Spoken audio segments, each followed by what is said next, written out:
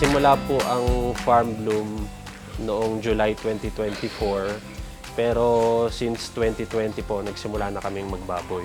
Nung pandemic po kasi, nawala yung main source of income namin, yung sa tatay ko. Ang trabaho niya is transport related. So nung pandemic, wala talaga. Awa naman ng Diyos, 1 week bago mag-lockdown, natanggap ako sa trabaho. And simula noon, nag-isip kami ng additional income na pwede namin gawin sa kung anong meron kami. And doon pumasok yung pig farming. Nung nagsimula kami, wala talaga. Zero knowledge kami sa pagbababoy. Nakita lang namin na suitable, may potential. Inaral kasi namin siya. Natuto na lang kami by experience. Nagsimula kami sa 5 heads ng biik. Inalagaan namin, pinalaki namin sila. Unti-unti, dinagdagan namin. Umabot kami sa, nagkaroon kami ng 5 inahin. Tapos yung unang anakan nila, nagkaroon kami ng 75 na baboy. Yun yung pinakamaraming baboy na napalaki namin dito sa farm.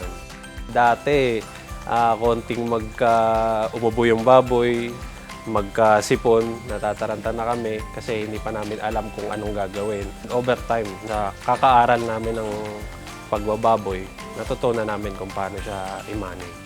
Sa kalinisan sa farm, syempre araw-araw namin sila pinapaliguan, araw-araw namin nililinis. Tapos meron din kaming routine na nakaschedule na disinfection. Mabahong amoy nanggagaling naman yan sa bad bacteria eh. So pag nagdi-disinfect ka, na babawasan mo yung amoy, nakakaiwas ka pa sa sakit. So una, lilinisan mo muna sila, papaliguan mo. Kung medyo talagang madumi, pwede mo silang sabunin. Tapos pag malinis na, naanlawan mo na, maghahalo ka na ng disinfectant. Yung gamit namin, Protect Plus Gold. Tapos, i-spray mo lang siya sa buong palibot, sa buong farm. Paulit-ulit lang. Kailangan routine siya. Let's say, twice a month, meron kang disinfection. Naglalagay kami ng mga foot bath sa harap ng farm bago pumasok dito sa mismong bahay ng mga baboy. At kung kinakailangan talaga pumasok ng bisita, nagpo-provide kami ng food sack. Marami na kaming na-try na feeds.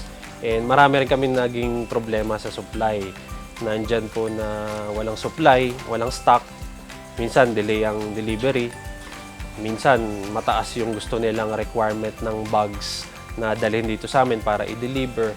At isa rin dun sa na-encounter namin na problem is yung since malayo nga yung farm sa main road, wala silang tagahakot. Nahihirapan kami dalhin yung feeds mula sa main road papunta dito sa farm. Nung nag-inquire po kami sa BMEG, agad-agad pinuntahan nila kami dito sa farm, in-assess nila yung feed requirements namin, tapos yung location, tapos yun, nagsimula na. Umorder kami sa kanila, within 2 to 3 days nadadala nila yung feeds dito ng kumpleto.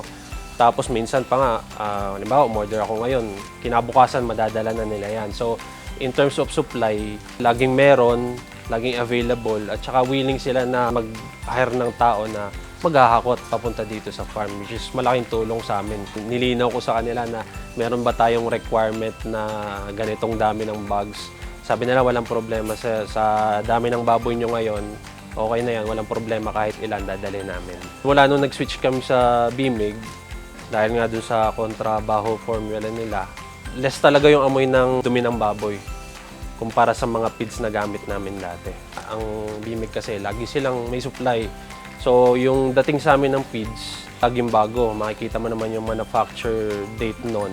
Laging bago talaga. Yun na isa din namin problema sa mga previous feed company namin na medyo matagal na yung feeds. And dahil nga doon sa bagong packaging, yung pagka-fresh ng feeds, napapanatili. Na kada bubuksan mo, maaamoy mo na fresh yung feeds. Isa pa sa nagustuhan namin dun sa bagong packaging ng BMEG, maraming information na makakatulong dun sa nag-aalaga ng baboy. So yung feeding guide ng bawat pakain ng BMEG, naka-indicate na yan dun sa bagong packaging nila. So nandun yung kailan mo dapat ipakain, sinong dapat mo pakainin, gaano kadami dapat mo ipakain. So malaking tulong siya sa mga magbababoy na may guide ka, may basihan ka kung paano mo gagamitin yung specific feeds na binili mo. Sa mga kapwa ko magbababoy, alam naman natin na yung feeds ng baboy, dyan yung pinakamalaking porsyento ng kapital pag nag-alaga ka ng baboy. So, ganun ka-importante na pumili ka ng dekalidad na pakain para sa mga alaga mo. So, sa paggamit mo ng premium hog feeds ng Bimig, makakasiguro ka na yung baboy mo mabilis lumaki, mas mabibigat, maganda yung kalidad ng karne, mas maganda yung kita kapag premium hog feeds ang gamit mo. So, bilang kami matagal na nagbababoy, highly recommended ko yung Bimig premium hog feeds sa kanila. Hindi lang benta sa'yo yung produkto kasi ina-explain nila.